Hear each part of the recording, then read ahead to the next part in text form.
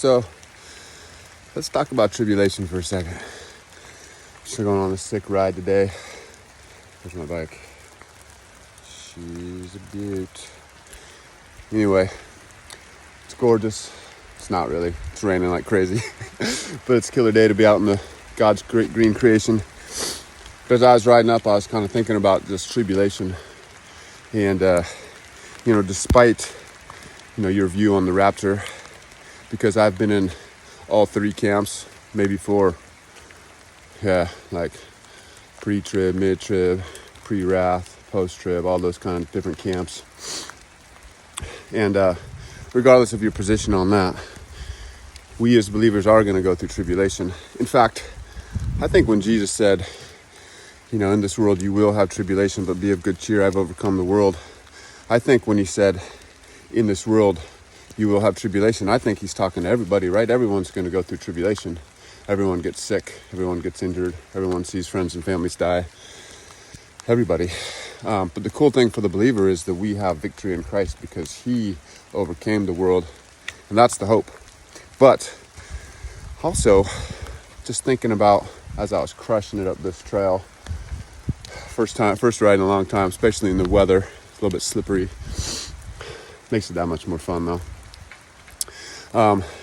Is I think that when tribulation comes, the tribulations that you go through now are just preparing you for the greater tribulation that could come in our lives. And whether it's pre, mid, post-trib, rapture stuff, whatever, Isaiah and I will actually talk about that on a podcast here pretty soon. But regardless on your view of the rapture timing, we're going to go through tribulation. And tribulation could get super severe and super harsh long before that final week in Daniel's prophecy, the 70th week. So, gosh, what does James tell us, right? Consider it pure joy when you come across various trials and temptations, right? Because that develops, that strengthens your perseverance, right? That develops the character and the strength and the faith that you need to endure.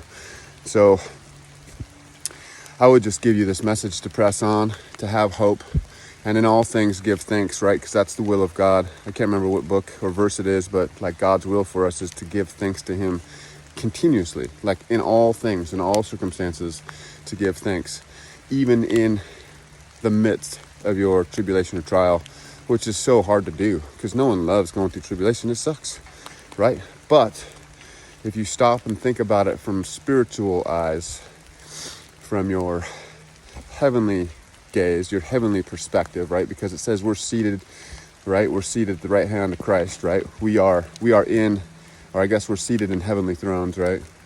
I don't know how it says it. Something like that, right? Where our spirit man is already there somehow. We're in touch with God in the heavenlies. I don't really understand how that works out. I'll have to dig into that sometime. But just from that perspective, right? From that eternal perspective, the trials and the tribulations that we go through here are so temporary. I think Romans 8 says, the present sufferings of this age aren't worth comparing to the glory that will be revealed in us. So, maybe this isn't for you, but maybe it's for somebody going through a struggle. Because you're either going to go through a struggle, you just came out of a struggle, or you're like, neck deep in a struggle.